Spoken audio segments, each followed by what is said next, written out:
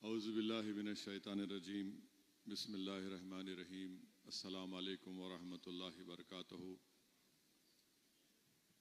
हज़रत मौलाना ज़हीरुद्दीन साहब सूफ़ी, हज़रत मौलाना मुफ्ती अनवार निज़ामी साहब, मजलिस इत्तेहादुल मुस्लिमीन के अराकीन असम्बली व अराकीन क़ानून साज कौंसल, मोअज़्ज़िज़ अराकीन व सदर मोतमदीन वो साबिक़ अराकीन बल्दिया, मोअज़्ज़िज़ हाज़रीन इकराम,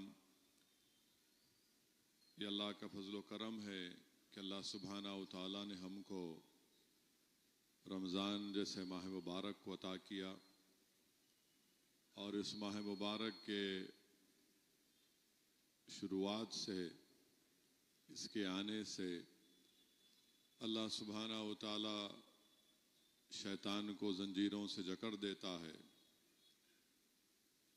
जहन्नम के दरवाजे बंद कर दिए जाते हैं। इस माह मुबारक में कुरान करीम को नाजिल किया गया और हदीस शरीफ में आया कि जुमे का दिन था और अल्लाह के रसूल सल्लल्लाहु अलैहि वसल्लम मिंबर शरीफ पर अपना पहला कदम रखते हैं और आमीन कहते हैं, दूसरा कदम मुबारक रखते हैं, आमीन कहते हैं, और इसी तरह तीसरा मर्तबा भी आपने आमीन कहा। बाद में सहाबा इकराम ने पूछा, या रसूलुल्लाह सल्लल्लाहु अलैहि वसल्लम आपने 3 मर्तबा आमीन क्यों कहा? तो रहमतुल आलमीन सल्लल्लाहु अलैहि वसल्लम ने फरमाया कि मैंने 3 मर्तबा आमीन इसलिए कहा कि जिब्रील अमी खड़े थे जो सैयदुल पूरे मलाइका हैं और उन्होंने दुआ की कि जिसने अपने बूढ़े माँ बाप को पाया और उनकी खिदमत नहीं की वो तबाह व बर्बाद हो जाए। तो सैयदुल अंबिया ने आमीन कही। दूसरी मर्तबा रहमतुल्लाह अलैहि सल्लल्लाहु अलैहि वसल्लम ने इरशाद फरमाया कि मैंने आमीन इसलिए कहा कि जिस महफिल में मेरा जिक्र हो और वहाँ पर लोग मुझ पर दुरूद व सलाम नहीं पढ़ते तो जिब्रील अमी ने दुआ की कि वो लोग हलाक हो जाएं, तो मैंने आमीन कहा। तो दुरूद व सलाम का नजराना रसूल रहमत सल्लल्लाहु अलैहि वसल्लम पर हम बेचते हैं कि अल्लाहुम्मा सल्लि अला सय्यिदिना मुहम्मदिन अब्दिका रसूलिका नबी उम्मिल आले साहबे सल्लिम। तीसरी मर्तबा अल्लाह के रसूल सल्लल्लाहु अलैहि वसल्लम ने इरशाद फरमाया कि जिब्रील अमी ने दुआ की कि जिसने रमज़ान को पाया और अपनी मग़फ़रत और बख्शिश अल्लाह से नहीं करवाई वो हलाक हो जाए, तो मैंने आमीन कहा। तो मेरे अज़ीज़ दोस्तों और बुज़ुर्गों, ये बहुत ही मुबारक महीना है और हमको और आपको कोशिश करनी चाहिए कि हम अल्लाह सुब्हाना व तआला को राज़ी करें और हमको ये पूरी कोशिश करनी चाहिए कि हम ना सिर्फ रोज़े रखें जो फ़र्ज़ हैं, बल्कि उन रोज़ों के आदाब को मलहूज़ रखें, अपनी ज़बान की हिफाजत करें, अपनी आँखों की हिफाजत करें, ताकि हमारे रोज़ों को अल्लाह सुब्हाना व तआला कबूल कर सके। मेरे अज़ीज़ दोस्तों और बुज़ुर्गों, इस माह मुबारक में अल्लाह सुब्हाना व तआला ने कुरान करीम को नाजिल किया गया और हाफ़िज़ कुरान के बारे में हदीस शरीफ में आया कि अल्लाह सुब्हाना व तआला जो हाफ़िज़ कुरान होते हैं, जो खुशकिस्मत लोग,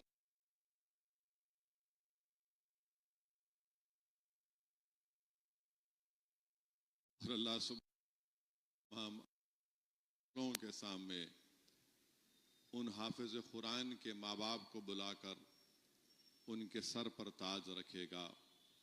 ये उनको इज़्ज़त से अल्लाह सुब्हाना व तआला उन हुफ़्फ़ाज़ के माँ बाप को सर पर ताज रखेगा, इज़्ज़त के कपड़े उनको पहनाए जाएंगे। और हमारा हाल ये है कि हम शास्त्रीपुरम में हाफ़िज़ कुरान का क़त्ल भी कर देते हैं। मेरे अज़ीज़ दोस्तों और बुज़ुर्गों, इस माह मुबारक में अभी हमने सुना कि 3 रमज़ान को खातून जन्नत सैयदा ताहिरा हज़रत फ़ातिमा रदी अल्लाह ताला अन्हो का विसाल हुआ। इस माह मुबारक की 10 रमज़ान को खातून अव्वल हज़रत खदीजतुल कुबरा का विसाल हुआ। अल्लाह सुब्हानहू व तआला कुरान करीम में सूरह अहज़ाब की शायद आयत नंबर 7 में अल्लाह ने फरमाया, मुफस्सरीन ने उसका तर्जुमा इस तरह किया कि रसूलुल्लाह सल्लल्लाहु अलैहि वसल्लम की बीवियां उम्मत की माएँ हैं। तो मालूम हुआ कि रसूलुल्लाह सल्लल्लाहु अलैहि वसल्लम की बीवियां तमाम उम्मत की माएँ हैं, जो कुरान करीम में अल्लाह सुब्हानहू व तआला ने उसका ऐलान फरमाया। मेरे अजीज़ दोस्तों और बुज़ुर्गों, ये ज़रूरी है कि हम खदीजतुल कुबरा का ज़िक्र करें अपने जलसों में, अपने बयानात में, क्योंकि दुनिया को और ख़ास तौर से मुसलमानों को मालूम हो सके कि कौन थी खदीजतुल कुबरा रदी अल्लाह ताला अन्हा। ये वो खातून थी जिसकी 2 मरतबा शादी हुई और 2 मरतबा वो बेवा भी हुई। उनके 2 बेटे भी थे और वो एक बहुत बड़े बाप की बेटी थी, सबसे दौलतमंद थी। बल्कि उलमा इकराम ने लिखा कि वो मलिका थी। उस ज़माने में कि मक्के में उनके पास 21 लोग थे घर में काम करने वाले, और वो खुद तिजारत करती थी। और उस ज़माने में उनको बहुत से रिश्ते आए कि आप दोबारा निकाह करिए, आपने नहीं किया। इब्न इसाक लिखते हैं कि मक्के में काबतुल्लाह के सामने उस ज़माने में बुत भी थे और एक मेला, एक किस्म का मेला होता था। लोग आते थे, काबे का तवाफ भी करते थे और बुतों के आगे अपने सरों को झुकाते भी थे। तो उस वक्त वो सिर्फ ख़वातीन का वक्त था। शेख अब्दुल हक मुहद्दिस देहलवी ने भी ये वाक़या लिखा। इब्न इसाक ने लिखा कि एक यहूदी आया, उन ख़वातीन के सामने से गुज़रा और कहा कि तुम्हारे दरमियान में एक रसूल आने वाला है, तुम में से जो भी उनकी बीवी बनोगी वो खुशकिस्मत कहलाओगी। तो उस वक्त ख़वातीन ने उसकी बात को सुना और उन्होंने उस पर बड़ा गुस्सा किया। बल्कि बाज़ ख़वातीन ने कहा कि तुम हमारे बुतों की बेइज्जती कर रहे हो, ये कहकर एक आखिरी रसूल और नबी आने वाला है। बाज़ ख़वातीन ने कंकरियाँ उठाकर उस यहूदी को मारा। बाज़ ख़वातीन ने कहा कि ये मक्के का नहीं है, ये मक्के से बाहर से आया। मगर उस वक्त हज़रत खदीजतुल कुबरा कोई लफ्ज़ आपकी ज़बान से नहीं निकला, बल्कि आपने उसके इस अल्फाज को अपने दिल में ज़हन नशीन कर लिया कि वक्त आने वाला है कि नबी आखिरी रसूल आने वाले हैं और तुम में से खुशकिस्मत वो रहेंगे जो उनकी बीवी बनेंगे, ज़ौजा बनेंगे। फिर उसके बाद आपको मालूम हुआ कि मोहम्मद सल्लल्लाहु अलैहि वसल्लम हैं, जो नेक हैं, तिजारत करते हैं। उनकी तारीफ सुनी। बल्कि मैं आपको तबक़ात इब्न साद ने जो रसूलुल्लाह सल्लल्लाहु अलैहि वसल्लम के बारे में खूबसूरत अल्फाज लिखे वो आपको मैं सुनाता हूँ कि तबक़ात इब्न साद में लिखा कि मोहम्मद सल्लल्लाहु अलैहि वसल्लम जब आलम शबाब में क़दम रखे तो आप सल्लल्लाहु अलैहि वसल्लम इंसानियत और मुरव्वत के एतबार से अपनी कौम में सबसे ज़्यादा मुमताज़ थे, इखलाक़ में सबसे आला थे, हिल्म और तहम्मुल का पैकर मुजस्सिम, मेल जोल में सबसे ज़्यादा फ़रद बख्श, हमसायगी में सबसे ज़्यादा करीम और खुशगवार, बुर्दबारी में बेमिसाल, तवाज़ु और मुनकसर मिजाज में बाकमाल, हर एक की खिदमत करते, हर एक का ख्याल रखते और इंतहाई दर्जे के अमानतदार, वादे के पक्के थे। तबक़ात इब्न साद में लिखा कि गोया अल्लाह रब्बुल इज़्ज़त ने इनकी ज़ात में तमाम उमूर सालिहा और अखलाक फाज़ला मुर्तकज़ कर दिए थे। इसी बिना पर उनकी कौम ने उनको अल अमीन के लक़ब से नाम दिया। तो मेरे अजीज़ दोस्तों और बुज़ुर्गों, हज़रत खतीजा जब ये जानी तो उन्होंने मालूम हुआ कि अल्लाह के रसूल सल्लल्लाहु अलैहि वसल्लम तिजारत करते हैं। उस ज़माने में मक्के में लोग गर्मी के दिनों में दमिश्क को जाते थे। अब मौजूदा जो दमस्कस कहते दमिश्क में बुसरी एक जगह है, वहाँ पर तिजारत के लिए जा रहे हैं। और लोग सर्दियों में यमन की तरफ जाते थे क्योंकि सर्दी काफ़ी होती आज भी दमिश्क में। तो रसूल अल्लाह सल्लल्लाहु अलैहि वसल्लम को पैगाम भेजा अपने गुलाम, अपने काम करने वाले मैसरा के ज़रिए कि क्या आप मेरा सामान तिजारत का बुसरी दमिश्क को लेकर जाएंगे। रसूलुल्लाह सल्लल्लाहु अलैहि वसल्लम ने इसको माना। हज़रत खतीजा ने अपने गुलाम से कहा, मैसरा से, कि मैं तुमको ताकीद कर रही हूं कि तुम हर चीज़ को रसूलुल्लाह सल्लल्लाहु अलैहि वसल्लम की देखो, और वो जब कोई फैसला करते तो उसमें मदाखलत मत करो, और जब तुम वापस आओगे तो मुझे आकर बताना कि क्या हुआ। ये तिजारत का काफिला मक्के से निकला, दमिश्क बसरी मुकाम पर पहुंचा। वो तिजारत का बड़ा मरकज था। वहां पर हजरत खतीजा के गुलाम ने देखा कि अल्लाह के रसूल सल्लल्लाहु अलैहि वसल्लम एक झाड़ के नीचे आराम फरमा रहे हैं। अचानक एक राहिब था, नस्तूर उसका नाम था, उसने आकर पूछा, ये कौन है? तो उन्होंने कहा कि ये मोहम्मद बिन अब्दुल्लाह सल्लल्लाहु अलैहि वसल्लम है जो मक्के से निकल कर आए। तो उस राहिब नस्तूर ने कहा कि ये शख्स जो बैठा हुआ है ना, इस झाड़ के, इस पेड़ के नीचे अल्लाह के नबी और रसूल बैठते हैं, यकीनन ये आखिरी रसूल है। फिर उसने देखा एक और मौजज़ा कि जहां जहां मोहम्मद सल्लल्लाहु अलैहि वसल्लम चल रहे हैं, धूप है तो फरिश्ते आकर साया दे रहे हैं। फिर उसने देखा कि जब वो मामलेदारी कर रहे हैं कारोबार की, तो जिससे कर रहे हैं उसने कहा कि आप बुतों के नाम की कसम खाइए। तो मोहम्मद सल्लल्लाहु अलैहि वसल्लम ने कहा, कसम खाना तो छोड़ो, मैं उनके सामने से सब जाता हूं तो अपना चेहरे मुबारक को पलटा लेता। फिर बड़ा उस तिजारत में बड़ा मुनाफा हुआ। जब वापिस आए, उस मैसरा ने जाकर हजरत खतीजा कुबरा से कहा कि ये चीजें हुई हैं। और फिर वो जाकर उनके चचाजाद भाई थे, उनसे जाकर कहा, वर्खा बिन नौफिल उनका नाम था, वो अभी भी दीन इब्राहिमी पर कायम थे, ज़ईफ हो गए थे।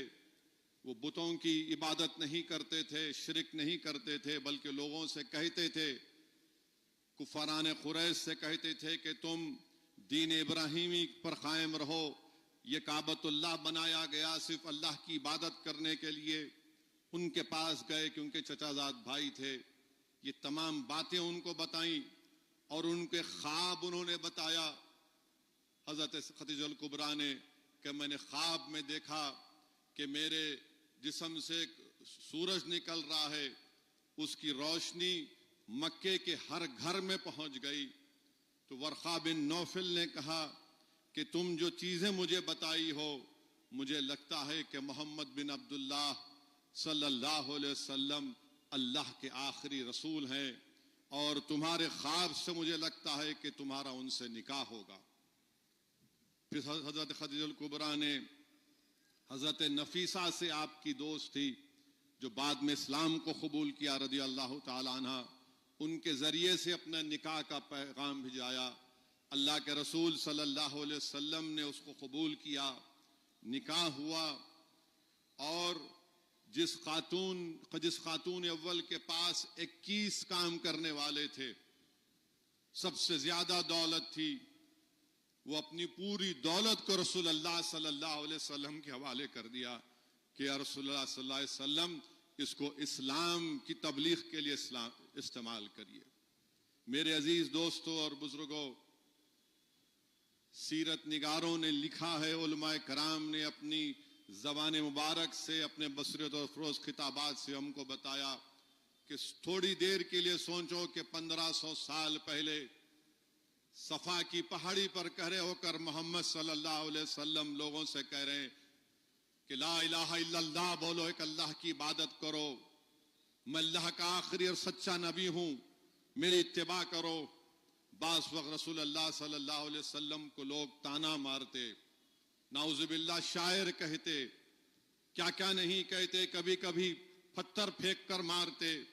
अल्लाह के रसूल सल्लल्लाहु अलैहि वसल्लम जख्मी होकर आते तो हजरत खदीजतुल कुबरा रदी अल्लाह ताला अन्हो रसूल अल्लाह सल्लल्लाहु अलैहि वसल्लम के कदम मुबारक के पास बैठकर आपके चेहरे मुबारक से धूल को साफ करती, उनको इत्मीनान दिलाती कि यकीनन अल्लाह आपको कामयाब करेगा।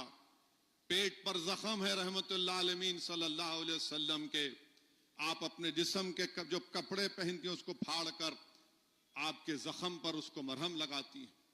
रसूल अल्लाह सल्लल्लाहु अलैहि वसल्लम पर पहली वही नाजिल की गई। अल्लाह के रसूल सल्लल्लाहु अलैहि वसल्लम वापिस आए और हज़रत खदीजा से कहा कि मुझे कपड़ा दो, ओढ़ने के लिए मुझे कपड़ा दो।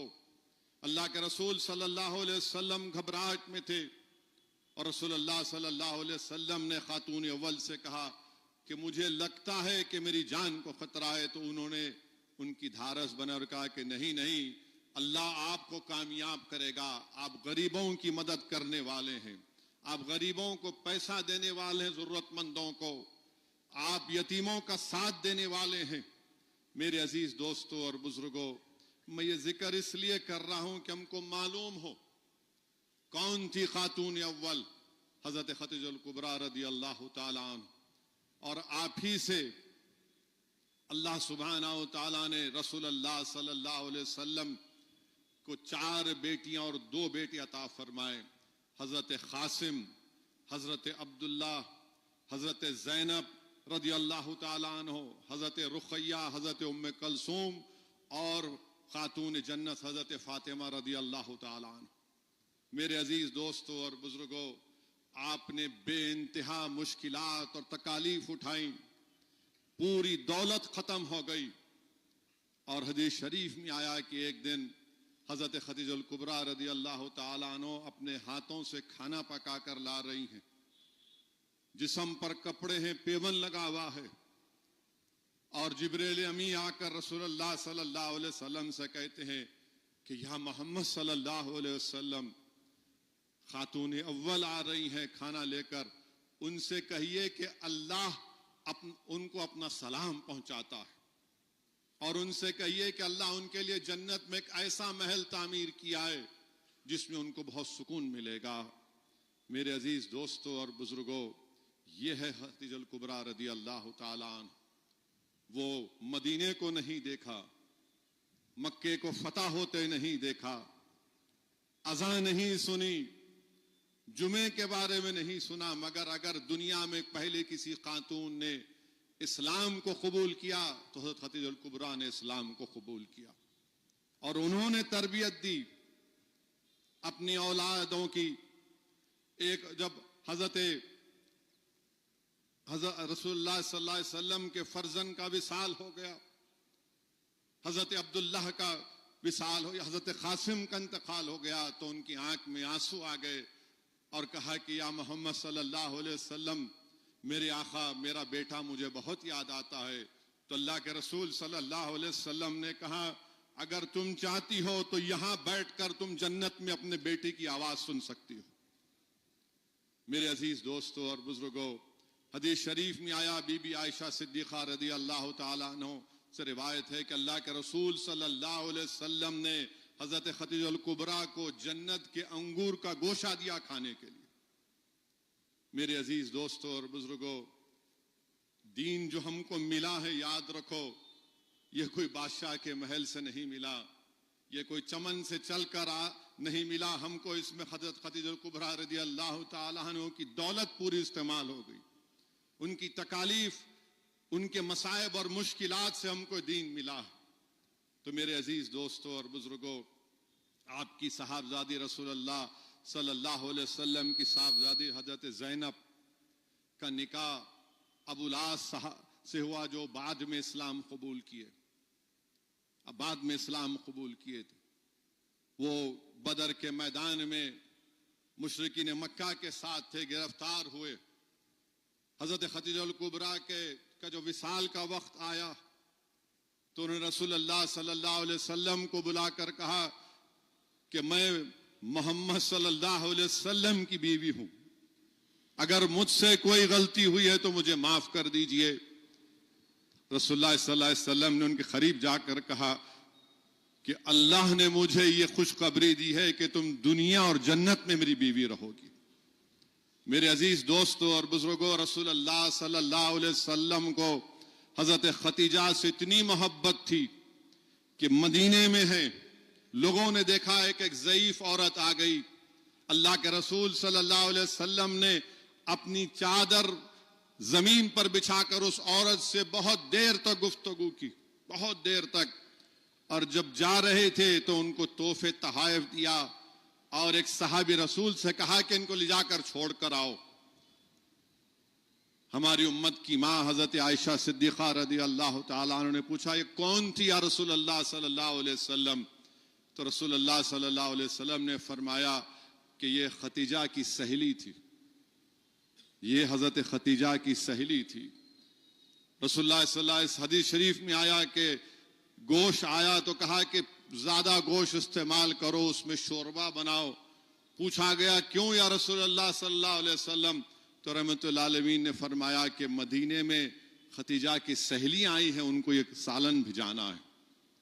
मेरे अजीज दोस्तों और बुजुर्गों, अल्लाह के रसूल सल्लल्लाहु अलैहि वसल्लम से एक मरतबा बीबी आयशा सिद्दीक़ा रज़ी अल्लाह ताला अन्हा ने कहा कि आप हजरत खदीजा को इतना याद रखते हैं, इतना याद रखते हैं, अल्लाह ने आपको एक जवान बीवी भी दी है। रसूलुल्लाह सल्लल्लाहु अलैहि वसल्लम की आंखों में आंसू आ गए। आक़ाए दो आलम सल्लल्लाहु अलैहि वसल्लम ने फरमाया कि जब कोई मेरी बात को समझता नहीं था, वो मेरी बात को समझती थी। जब कोई मेरे पैगाम को सुनने को तैयार नहीं था, वो मेरे पैगाम को कबूल किया। जब दौलत की जरूरत थी तो उन्होंने अपनी सारी दौलत को दीन के लिए लगा दिया। आज अच्छे दिन आ गए, उस वक्त किसी ने अगर मेरा साथ दिया तो खदीजा कुबरा ने मेरा साथ दिया। तो मेरे अजीज दोस्तों और बुजुर्गों, नौजवानों, देखो कि रसूलुल्लाह सल्लल्लाहु अलैहि वसल्लम अपनी बीवी हजरत खदीजा कुबरा रज़ी अल्लाह ताला अन्हा से, जो उम्मत की मां है, किस तरीके से उनसे मोहब्बत करते थे। तो मेरे अजीज दोस्तों और बुजुर्गों, इन अजीम शख्सियतों, हस्तियों को याद रखना जरूरी है। आपकी साहबजादी हजरत ज़ैनब का निकाह हुआ, आपके शौहर अबुल आस गिरफ्तार हो गए जंगे बदर में, और रसूलुल्लाह सल्लल्लाहु अलैहि वसल्लम ने फैसला लिया कि जो फिदिया देगा, इन्हें पैसे देगा, उन कैदियों को रिहा करवा दिया जाएगा। आपके शौहर ने खत लिखा हजरत ज़ैनब रज़ी अल्लाह ताला अन्हा को कि फिदिया पूछ रहे हैं, पैसे उतने जमा नहीं हुए, तो उन्होंने एक हार भिजा दिया जो हजरत खदीजा कुबरा ने उनको शादी के वक्त तोहफे में दिया था। अल्लाह के रसूल सल्लल्लाहु अलैहि वसल्लम ने जब उस हार को देखा तो रिक्कत तारी हो गई, रिक्कत तारी हो गई, आंख में आंसू आए और कहा यह तो खदीजा का हार है। और आपने सहाबा कराम को बुलाया और कहा कि बताओ, क्या तुम अबुल आस को बगैर ये हार लिए रिहा करोगे? तो सहाबा कराम ने फरमाया, रसूलुल्लाह सल्लल्लाहु अलैहि वसल्लम, हमारी जिंदगी आप पर कुर्बान, आपका हुक्म हमारे लिए आखिरी फरमान है। अबुल आस से कहा कि तुम जब मक्के को जाओगे, मेरी बेटी को वापस भिजाओगे। तय किया गया कि सहाबा जाएंगे मक्के से 12 किलोमीटर दूर किसी जगह पर, हजरत ज़ैनब रज़ी अल्लाह ताला अन्हा आएंगी। जब निकली वो सफर में तो हिबार बिन अस्वद ने आपके ऊंट को घेर लिया और ऊंट को नेजा मारा। हजरत ज़ैनब हामिला थी, ऊंट से गिरी तो हमल साकित हो गया। बताओ मेरे अजीज दोस्तों और बुजुर्गों, कैसे मसाइब और मुश्किलात से हमको दीन मिला। अल्लाह के रसूल सल्लल्लाहु अलैहि वसल्लम मक्का फतह हुआ, और मक्का फतह होने से पहले रसूलुल्लाह सल्लल्लाहु अलैहि वसल्लम ने कह दिया कि जहां कहीं भी हिबार मिल जाए उसका काम तमाम कर देना। मक्का फतह हुआ, हिबार बिन अस्वद को मालूम हुआ कि रसूलुल्लाह सल्लल्लाहु अलैहि वसल्लम सबको माफ कर रहे हैं। डरते डरते अपने चेहरे को छुपा कर गया और कहा कि मैंने सुना कि आप सबको माफ कर रहे हैं। अल्लाह के रसूल सल्लल्लाहु अलैहि वसल्लम ने उसकी आवाज सुनकर कहा कि हिबार जा, तुझे आज मैं माफ करता हूं। मेरे अजीज दोस्तों और बुजुर्गों, इसी महीने में 3 रमजान को खातून जन्नत हजरत फातिमा रदी अल्लाह ताला अन्हो का विसाल हुआ। कौन बीबी फातिमा? जिस साल हजरत खतीजतुल कुबरा रदी अल्लाह ताला अन्हा का विसाल हुआ, उससे पहले शाब अबी तालिब में रसूल अल्लाह सल्लल्लाहु अलैहि वसल्लम और पूरे बनु हाशिम को उनका सोशल बायकॉट किया गया। आज हम हमारे मुल्क में देखते हैं कि कोई मुसलमान को दाढ़ी पकड़कर मारता है, किसी को नाम पूछकर मारता है, किसी को देखकर ट्रेन में जा रहे हैं तो नारे लगाते उनको डराने के लिए। 3 साल तक बनु हाशिम का समाजी बायकॉट किया गया।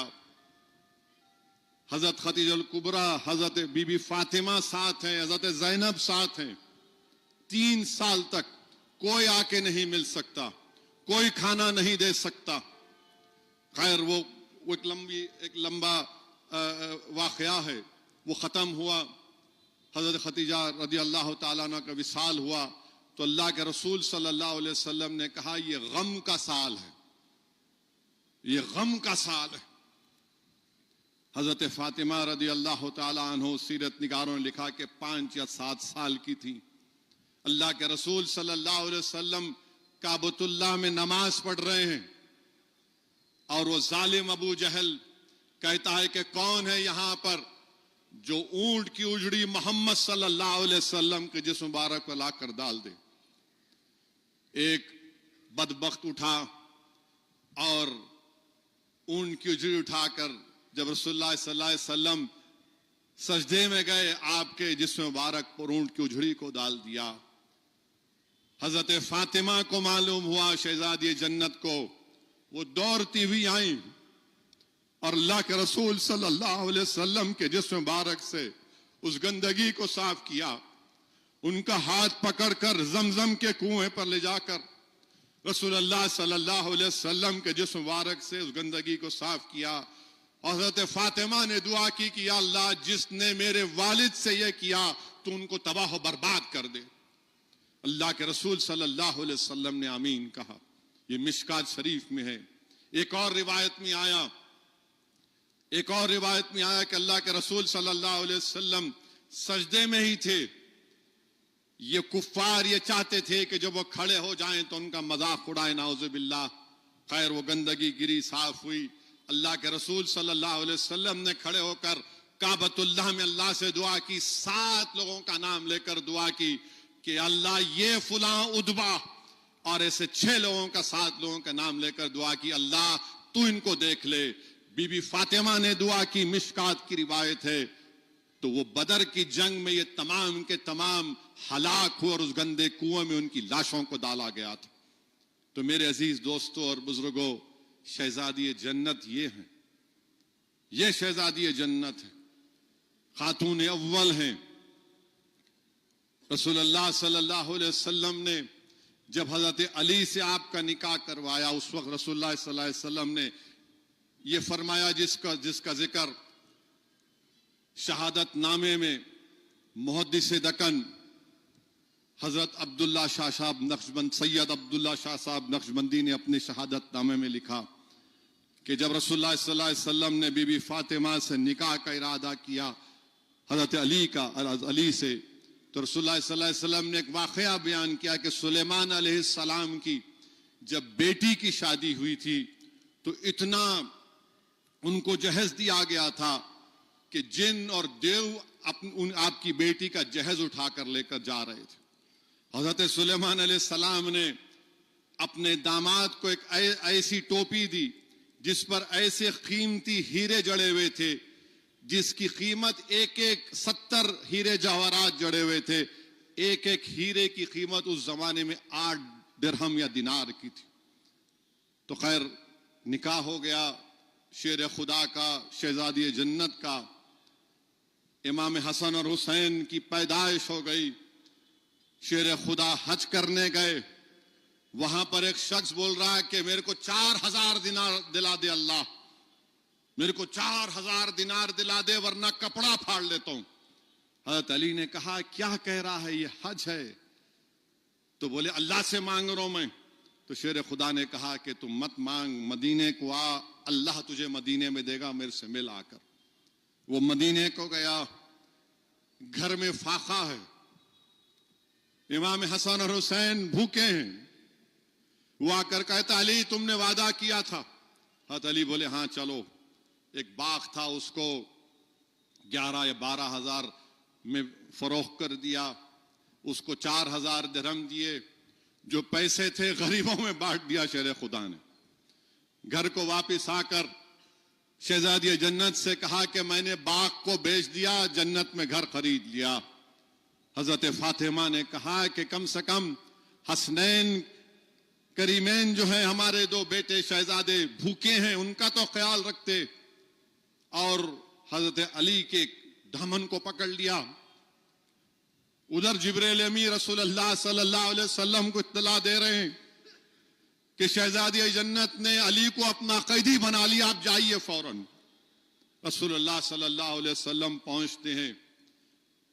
वो रसूलुल्लाह सल्लल्लाहु अलैहि वसल्लम को देखकर उठ जाती हैं और रसूलुल्लाह सल्लल्लाहु अलैहि वसल्लम कहते हैं कि जिब्रील अमीन ने मुझे पैगाम भिजाया है कि तुमने अली को अपना कैदी बना लिया।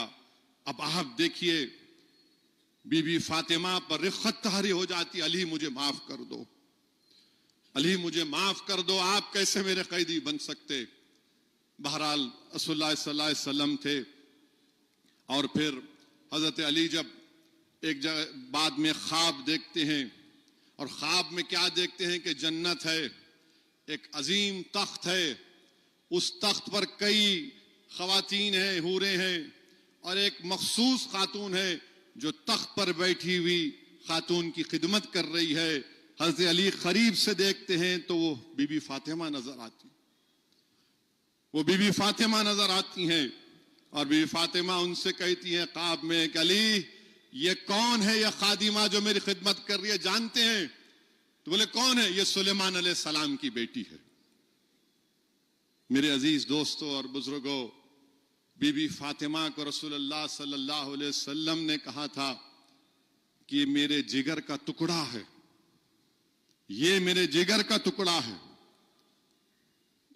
जो इससे खुश होगा अल्लाह, जो इसको खुश करेगा, जो इससे खुश होगा अल्लाह उससे खुश रहेगा, जो उसको नाराज करेगा अल्लाह उससे नाराज हो जाएगा। जब उलमाए कराम से ये हदीस शरीफ को सुना तो उलमाए कराम ने कहा कि जिन्होंने करबला में इमाम हुसैन की गर्दन पर तलवार रखी उनका क्या हाल होगा। उलमाए कराम ने बताया कि जिस दिन करबला में इमाम हुसैन की शहादत का दिन था, उस दिन हजरत फातिमा रदी अल्लाह ताला अन्हा ने ख्वाब देखा कि करबला की जमीन को झाड़ू दे रही हैं। लोगों ने पूछा शहजादी जन्नत क्या कर रहे हैं? तो कहा कि मेरा बेटा यहां शहीद होने वाला है, कोई कंकर उसको ना चुभे, कोई कंकर उसको ना चुभे। मेरे अजीज दोस्तों और बुजुर्गों, इमाम जाफर उस सादिक से रिवायत है, इमाम जाफर उस सादिक से रिवायत है कि आपने रिवायत है कि जन्नत में हजरत आदम और हव्वा अलैहिस्सलाम जन्नत में बैठे हुए हैं। एक तख्त है जिस पर एक खूबसूरत तस्वीर है, उस तस्वीर के ऊपर एक गले में हार है, उस तस्वीर जिसकी है उनके कानों में क्या बोलते आप जो पहनते हैं वो है, तो पूछा गया कि कौन है, किसकी तस्वीर है? कहा ये फातिमा है। इनके सर पे जो ताज है वो मोहम्मद सल्लल्लाहु अलैहि वसल्लम है। इनके गले में जो हार है वो अली है, और इनके गले कान में जो बालियां इमाम हसन और हुसैन है। फिर हजरत आदम अलैहिस्सलाम देखते हैं कि उस पर लिखा हुआ है, क्या लिखा हुआ है? कि मैं अल्लाह महमूद हूं और ये मोहम्मद सल्लल्लाहु अलैहि वसल्लम है। मैं अल्लाह फातिर हूं, ये फातिमा है। मैं अल्लाह मोहसिन हूं, ये हसन और हुसैन है। हजरत आदम अलैहिस्सलाम ने इसको याद कर लिया। जब जमीन पर बिजाया गया 200-300 साल के बाद उनको याद आया तो उन्होंने दुआ की, अल्लाह अल्लाह तू महमूद है, तुझे मोहम्मद सल्लल्लाहु अलैहि वसल्लम का वास्ता। अल्लाह तू फातिर है, तुझे फातिमा का वास्ता। अल्लाह तू मोहसिन है, तुझे हसन हुसैन का वास्ता। तो अल्लाह ने उनको माफी दे दी। और ये अब्दुल्ला शाह साहब क़िबला रहमतुल्लाह अलैह अपनी किताब शहादत नामा में लिख रहे हैं।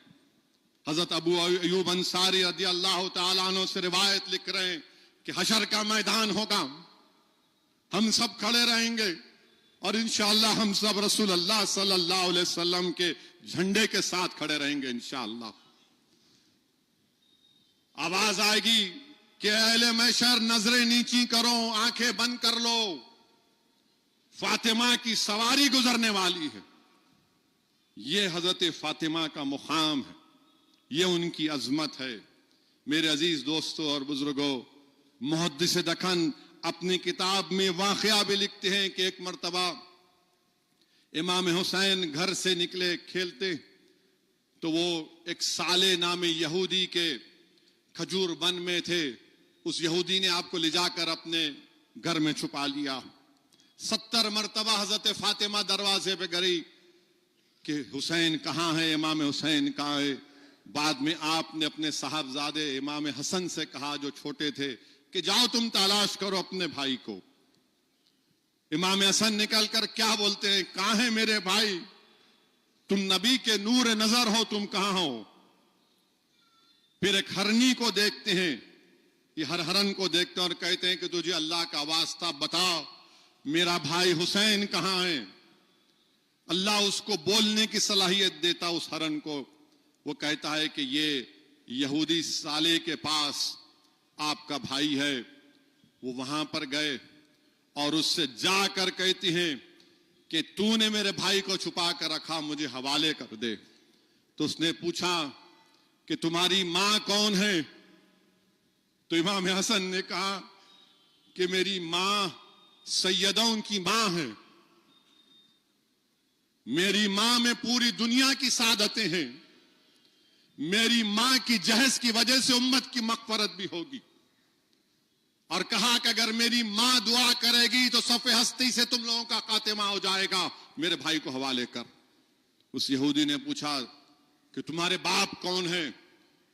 तो उन्होंने कहा कि मेरे भाई शाह मर्दा हैं, शेर खुदा हैं, हज़रत अली हैं, जिनके हाथ में 2 धारी तलवार है, जो एक वक्त में 2 नेज़े फेंक सकते हैं। ये वो मेरा बाप है। जब रसूलुल्लाह सल्लल्लाहु अलैहि वसल्लम मक्के से हिजरत कर रहे थे तो मेरे वालिद उस बिस्तर पर आराम फरमा रहे थे और मेरे बाप का नाम अली है। तो उस यहूदी ने पूछा कि तुम्हारे नाना कौन है? तो उसने कहा मेरे नाना के बारे में पूछता है, मेरे नाना वो हैं जिनका नाम मोहम्मद सल्लल्लाहु अलैहि वसल्लम है, जो मक्के में इशा की नमाज पढ़े और उसके बाद अल्लाह ने उनको मस्जिद अक्सा से अपने अर्श पर बुलाया और बार बार बुलाकर उनसे गुफ्तगू की, बार बार उन पर सलाम पहुंचाया। तो उस यहूदी ने कहा कि बेटे अब मेरा ईमान, आपने जो कहा अब ये पूरा ईमान मेरे सीने में उतर गया। ये लो आपका भाई हुसैन और अपनी मां के पास लेकर चलो।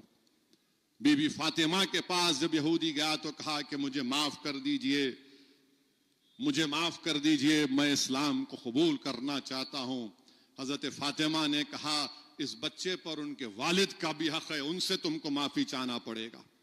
शेर खुदा वापिस आए, उनसे माफी चाहा तो हजरत अली ने कहा कि इस बच्चे पर इसके नाना मोहम्मद सल्लल्लाहु अलैहि वसल्लम का है, उनके पास जाओ।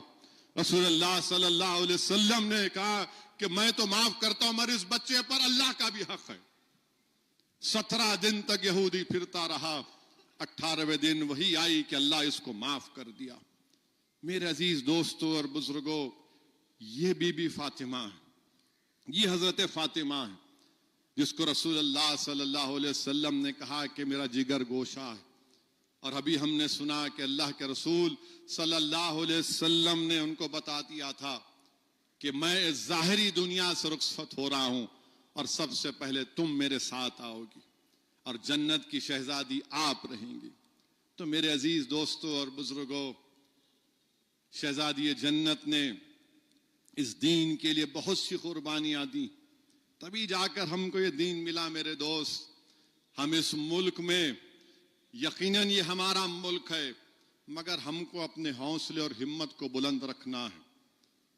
सोचो 1500 साल पहले अल्लाह के रसूल सल्लल्लाहु अलैहि वसल्लम पर, सिद्दीक अकबर पर मारा गया था। काबे के सहन में इतना मारा गया कि देखने वाले ये नहीं कह सक रहे थे कि आपका चेहरा किधर है।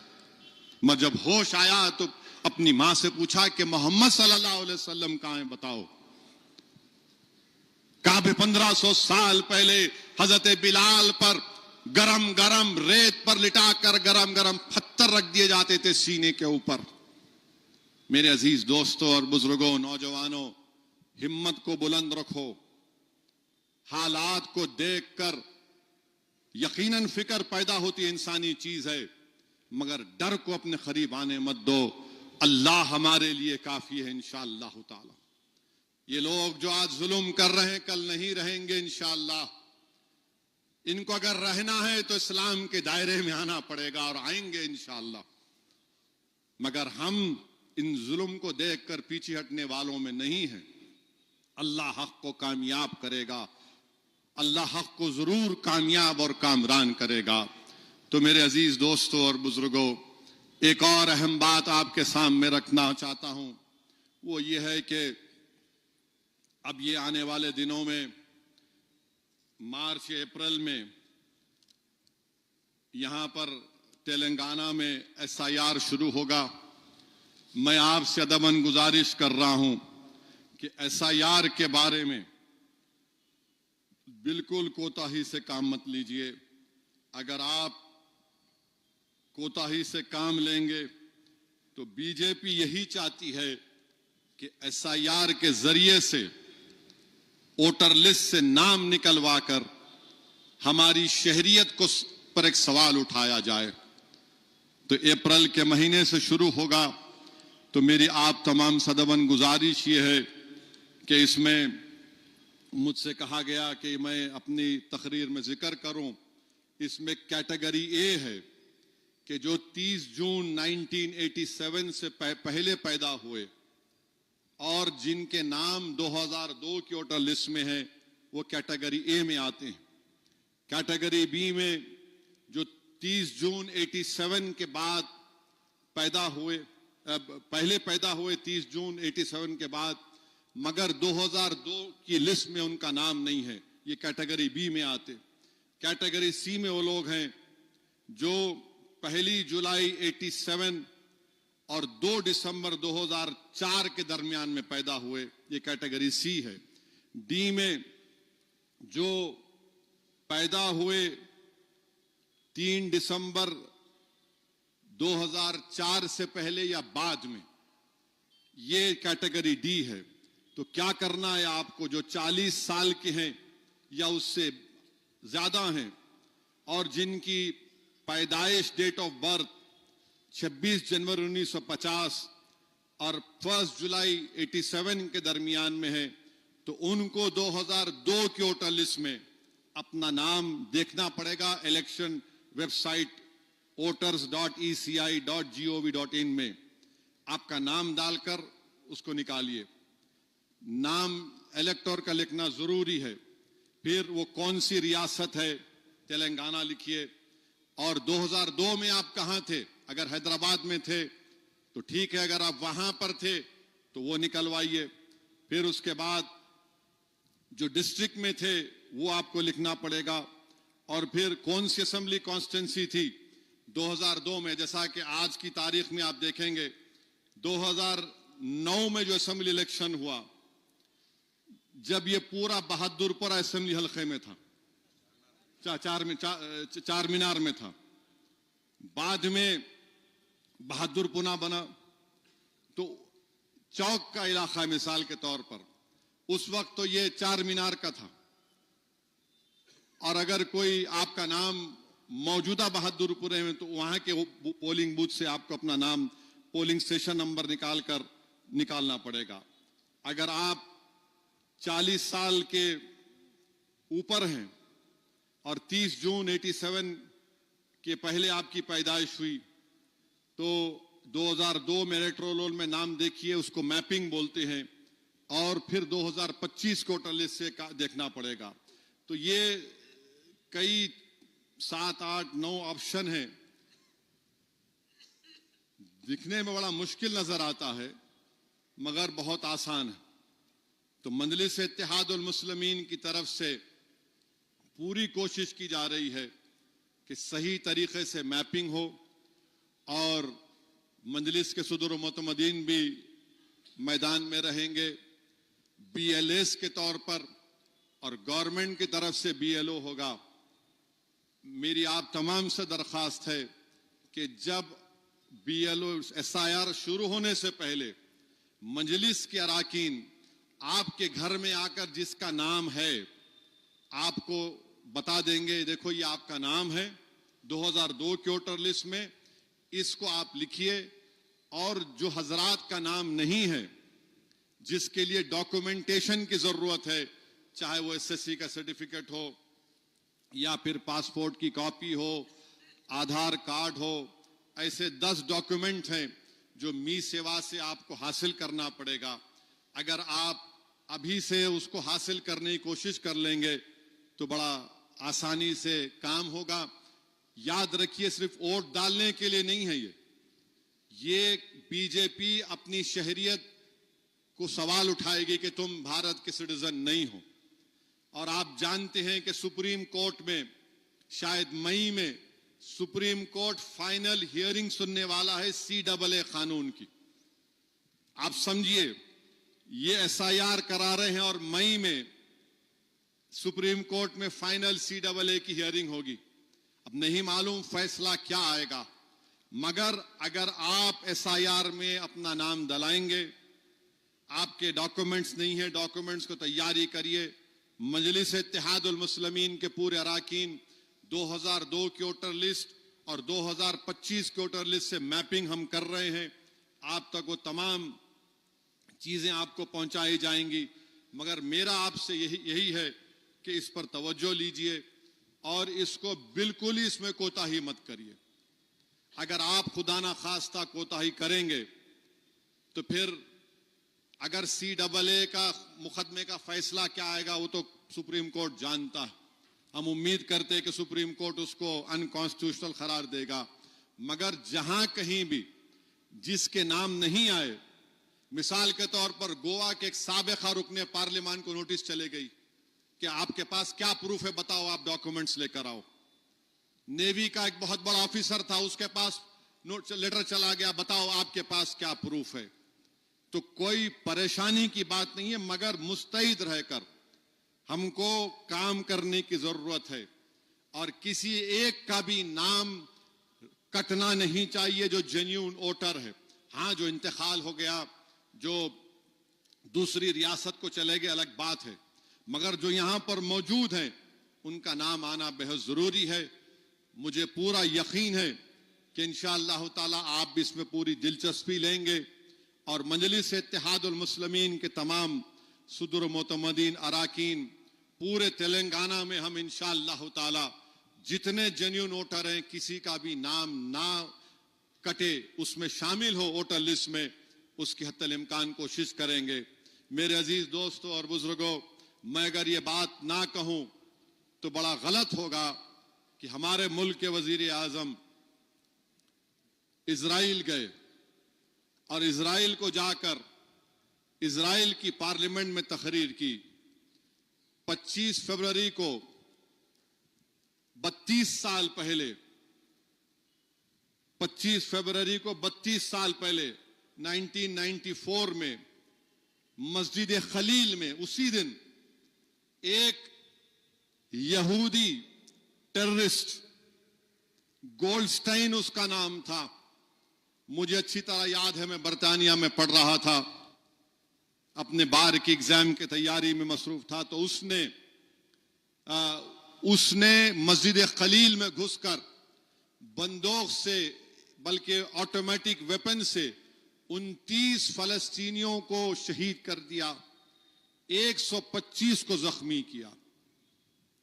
और भारत के हमारे वजीर आजम तकरीर कर रहे हैं वहां की इजरायली पार्लियामेंट में।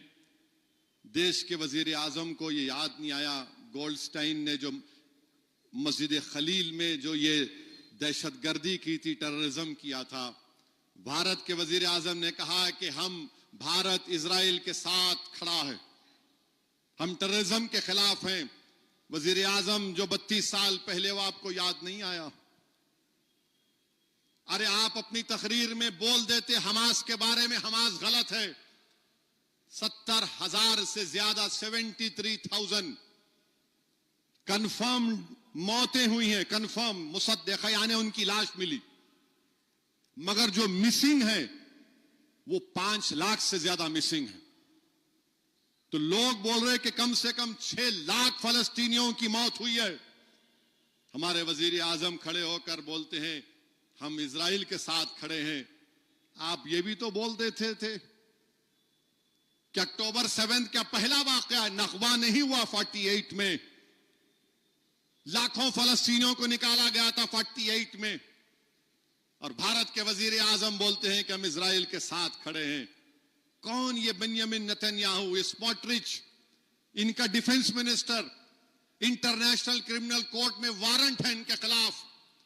ये जालिम बेंजामिन नेतन्याहू जहन्नम का कुत्ता यूरोप को नहीं जा सकता, किसी यूरोप के मुल्क को नहीं जा सकता, गया तो गिरफ्तार करना पड़ता है उसको। अरे आप गए तो बोलना था ना। गाजा में क्या पूरे मरने वाले हमास के थे क्या? चलिए मान भी लिया, थोड़ी देर चल मार, कौन थे फिर ये लोग? 73,000 में 36,000 छोटे बच्चे थे, 15,000 के करीब खवातीन थे, हजारों बिल्डिंगों को खत्म कर दिया गया। उसमें इतना मलबा है कि मलबा उठाने के लिए 10 साल लगेंगे। हमारे वजीर आजम चले गए। अरे अच्छा करे गए थे, बोलना तो था ना, बोलना था टेररिज्म। तो क्या ये टेररिज्म नहीं है गाजा में जो हो रहा है? आपको मालूम दुनिया में वाहिद मुल्क है इजराइल जो रेसिस्ट है। फलस्तीनी होगा तो उसके लिए एक अलग रोड, जो इजरायली होगा उसके लिए दूसरी रोड। आप रोड ही अलग कर दिए। ओपन जेल है वेस्ट बैंक, मगरबी किनारा एक, और गाजा एक ओपन जेल है, और मगरबी किनारे में फलस्तीनियों के घरों को तोड़ तोड़ कर वहां पर ये जालिम ज़ायनिस्ट लोग वहां पर घर बना रहे हैं। वजीर आजम वो भी नहीं बोलते। अरे क्यों नहीं बोलते आप? अगर आप दहशतगर्दी को कंडेम करते हैं तो करना था, बराबर हमास को कंडेम करना था। मगर जो इजराइल की दहशतगर्दी है, कौन सा सीज फायर बोलने के बाद भी 1,000 फलस्तीनी मारे गए। ये जो भी सीज फायर हुआ, क्या हुआ नहीं हुआ। और फिर ये मल्टी कल्चरलिज्म कहां गया बताइए?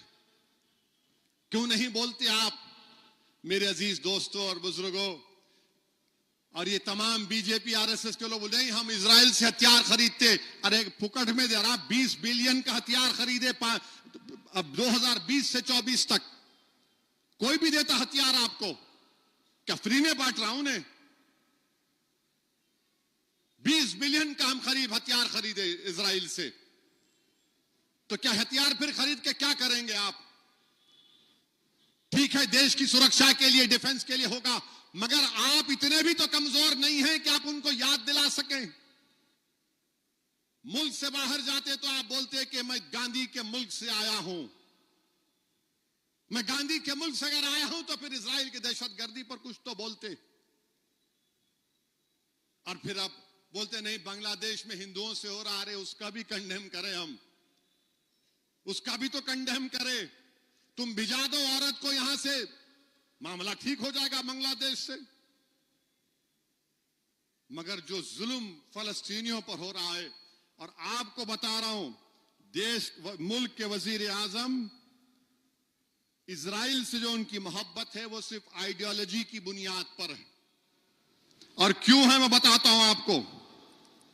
मैं एक मैगजीन पढ़ रहा था, कैरावान मैगजीन है, उसमें उन्होंने कहा कि 1965 में 1965 में एक इजराइल का कौंसल जनरल उस वक्त बंबई में बैठता था, उसका नाम था पेरेट्स गॉर्डन।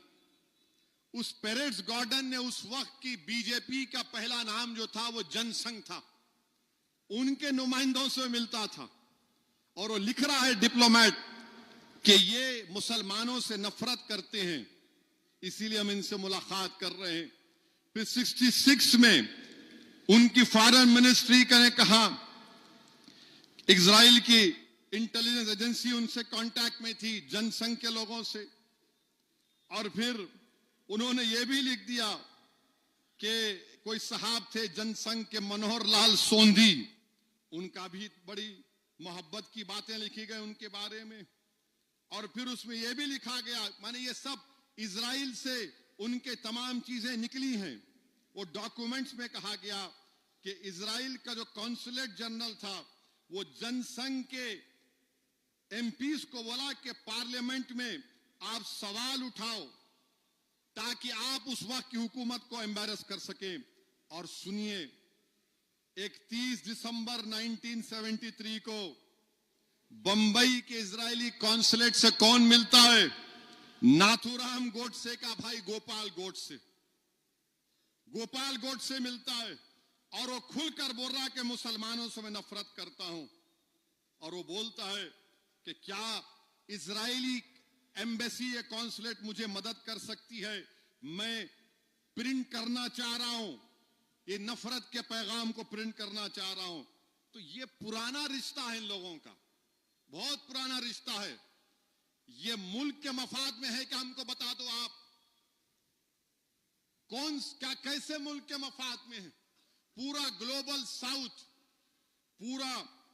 साउथ जो है वो आज परेशान है, वो फिक्रमंद है कि भारत के वजीर आजम क्या कर रहे हैं।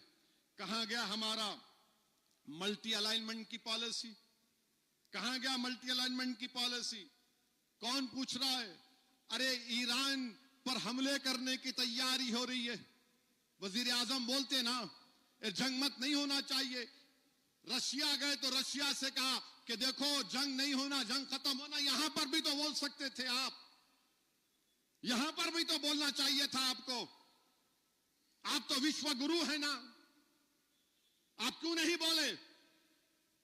400 अमेरिट्रम के फाइटर एयरक्राफ्ट तैयार हैं, 2 कैरियर तैयार हैं,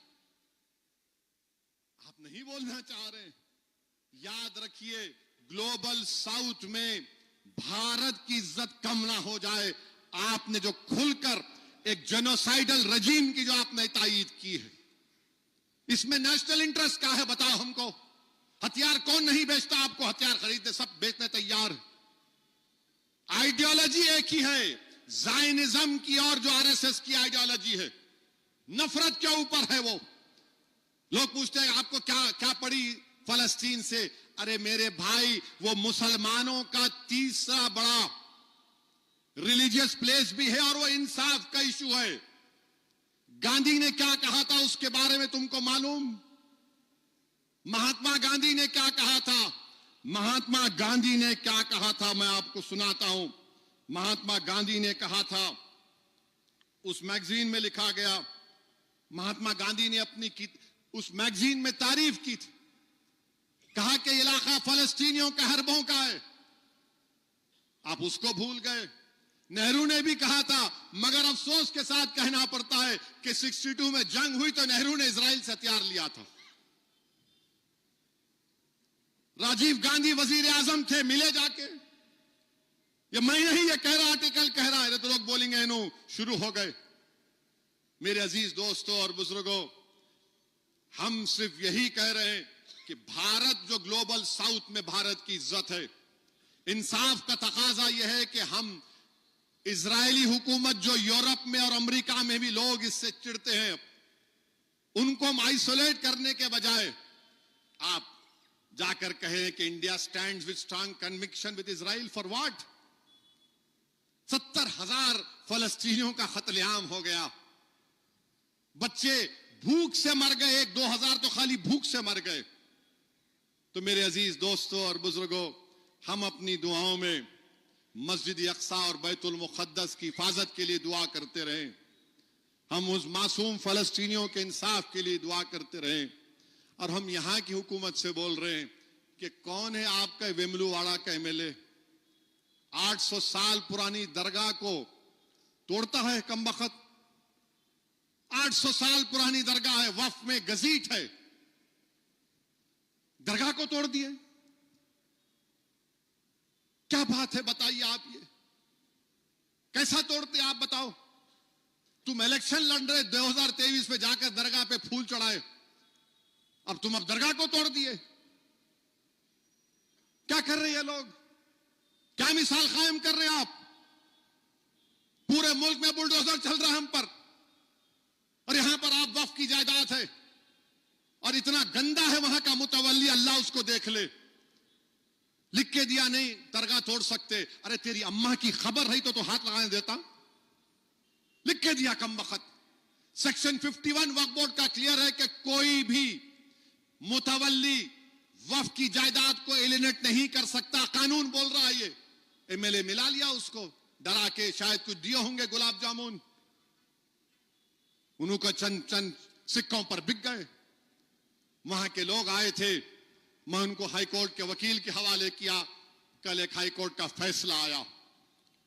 अल्लाह करे कि उस दरगाह की हिफाजत हो, पूरी जायदादों की हिफाजत हो।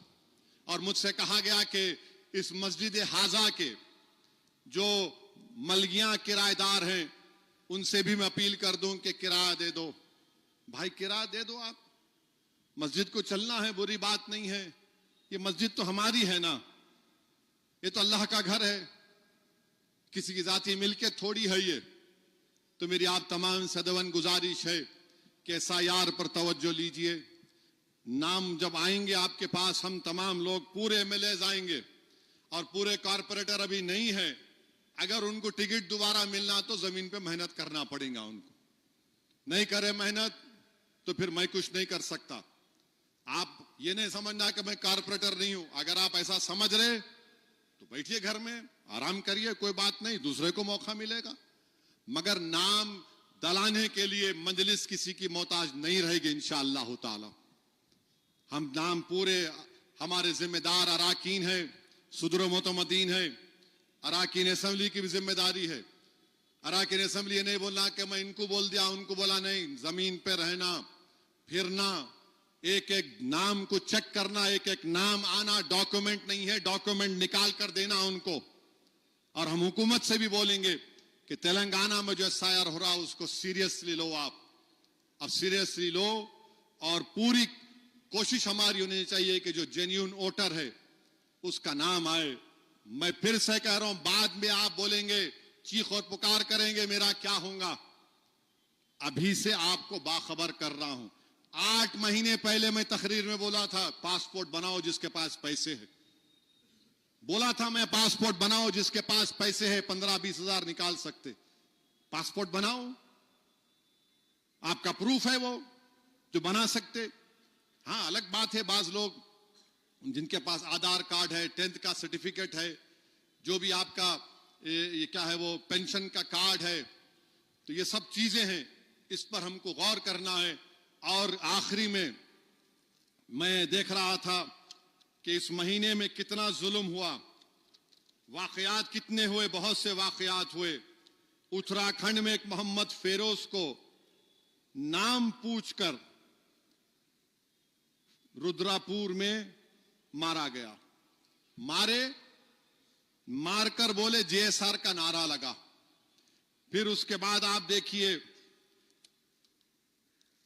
बीबीसी का वीडियो है, उसमें मीरठ में वासिद साहब जो गांव में कपड़ा बेचते हैं, उनको कोई मोहित साहब हैं, बड़े बांकड़े पहलवान हैं, मोहित साहब ने पकड़कर मारा, जेब से पैसे चोरी कर लिए, खानदानी चोर हैं, और उनको गांव में फिराया। फिर साथ ही साथ आप देखेंगे कि 19 फरवरी को जबलपुर में, सिहोरा एक जगह है, मस्जिद के सामने हमला हुआ, घरों को लूटा गया, घरों को जलाया गया। और फिर 20 फरवरी के दिन जो ठेले मंडियों को उल्टा कर दिया गया। और गुजरात में शादी का एक कानून में तब्दीली लेकर आए। अब क्या कानून लेकर आ रहे गुजरात में कि अगर किसी की शादी होगी तो पहले क्या था, रजिस्टर होना, अब इन्हों क्या बोल रहे, नहीं, अम्मा बाबा की मंजूरी होना। अब जिसके घर में कोई नहीं है, जो रख के छोड़ दिया, उन्होंने क्या करना। तो खैर, गुजरात में कानून है कि लव जिहाद को रोकने के लिए दूल्हा दुल्हन अम्मा बाबा की मर्जी लेके आना। फिर बालिग किसको बोलते, 18 साल बच्ची, 21 साल बच्चा। हैरत अंगेज बात यह है कि आप बगैर शादी के जिना करके रह सकते। आप देखो कितना गिरावट है। अब शादी कर रहे तो बीजेपी की गुजरात की सरकार बोल रही कि नहीं, हम आप नाम लिखना, क्यों भाई, क्या वजह है। तो उन्होंने बोल रहे कि पंचमहल जिले में एक भी मस्जिद नहीं है, इतने निकाना में कैसा निकल गए। अरे शादी कर रहे बाबा, छोड़ रहा ने जोरू को, भगाने रहा उन्हें, शादी कर रहा उन्हें नहीं। बनासकांठा में, महसाना डिस्ट्रिक्ट में मुसलमान कम है, मस्जिद नहीं है, इतना कैसा निकाना में बन गए। अरे शादी करना जुर्म है क्या। तो उसलिए उन्होंने बोल रहे कि सलीम अपनी शनाख्त को सुरेश नहीं बनाना और किसी बच्ची को नहीं फंसा लेना। क्या है ये आइन के खिलाफ है, राइट टू प्राइवेसी के खिलाफ है, फंडामेंटल राइट है, आर्टिकल 21 का ये वायलेशन है। मगर नफरत की बुनियाद पर ट्रेन में कोई 8-10 मुसलमान खड़े हैं, नारे लगा रहे, आप नारे लगा रहे, समझ में नहीं आता। एक वक्त मैं किसी एक 5 स्टार होटल से निकला, मीटिंग में गया था, टीवी का, वहां से निकला, उनकी लॉबी में आया, डॉक्टर्स हैं, बड़े बड़े डॉक्टर, उनका कन्वेंशन हो रहा, 15-20 खड़े हुए, मेरे को देखते कि नारे लगा रहे। मैं हंसना शुरू कर दिया। बाद में 5-6 मिनट लगाए, थक गए, बोले आप हंस रहे। बोला कम से कम मेरे को देख के तुम्हारा खुदा तो याद आ गया तुम्हारे को। बोला हमारे में तासीर है। हाँ, नारे, ट्रेन में बैठे बेचारे, कोई मिल गया उसको थप्पड़ मार रहे, अरे कोई नमाज पढ़ा उसको लात मार रहे। आप क्या क्या क्या करना क्या चाहते इस मुल्क का, बोलो आप। इससे आप मुल्क का भी नाम खराब कर रहे और जिस समाज से आपका ताल्लुक है उसको भी आप बदनाम कर रहे। आप ये समझ रहे कि ऐसा मुसलमानों को मारने से मुसलमान डर जाएगा? नहीं डरेगा, नहीं डरेगा। याद रखो, तुम किसी कमजोर को मारकर तुम्हारी बहादुरी समझ रहे, याद रखो अल्लाह पकड़ेगा तुमको इंशाअल्लाह ताला। जब कुरान में अल्लाह ने कह दिया कि फिरौन को पकड़ेंगे, कुरान में अल्लाह ने फरमा दिया 2-2 बार पकड़ेंगे, एक जमीन में और फिर जहन्नम की आग में डालकर, अल्लाह पकड़ेगा तुमको इंशाअल्लाह ताला। तुम मुल्क को बदनाम कर रहे, तुम समाज को बदनाम कर रहे। बात करे कि नहीं मारना उसको, मोटरसाइकिल पे आ रहा कोई, 3 दिखे, थप्पड़ मार रहा। किस लिए भाई? कि मुसलमान है इसलिए तुम मार रहे हो उसको? ये तुम्हारी हुकूमत का सबका साथ, सबका विश्वास है। कितना मारोगे तुम बताओ? तुम समझ रहे मारने से हम खत्म नहीं होंगे। तुम जितना मारोगे उतनी जिद पैदा होगी हम में। आज मार खाएंगे, कल तुम्हारा हाथ पकड़ लेंगे, याद रखो इंशाअल्लाह।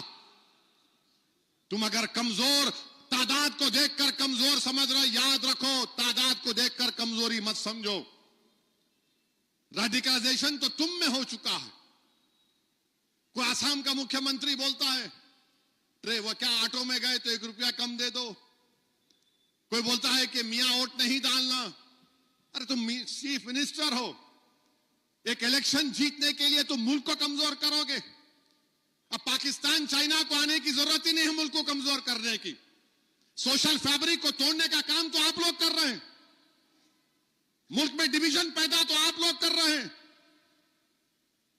मगर देश के बाहर जब मोदी जी जाते तो बोलते भारत में यह हो रहा है, भारत गांधी का मुल्क है, प्लूरलिस्टिक कंट्री है। मगर देश में जो होता मोदी जी उसको कंडेम नहीं करते। खैर बहरहाल इंशाअल्लाह ताला अल्लाह सुब्हानहू ताला हमारे लिए काफी है। हस्बुनल्लाहु निअमल वकील, हस्बुनल्लाहु निअमल वकील। और अल्लाह कुरान में फरमा दिया कि मेरी रहमत से मायूस मत हो। ला तक़नतु मिन रहमतिल्लाह, अल्लाह की रहमत से मायूस मत हो। अल्लाह हमारी मदद करता था, कर रहा है और करेगा इंशाअल्लाह ताला। जिस तरह हमने इस माह मुबारक में अपने मस्जिदों को आबाद रखा, इसी तरह आने वाले 11 महीने में मस्जिदों को आबाद रखिए। अपने रिश्ते को मस्जिदों से मजबूत करिए। और मैंने आपके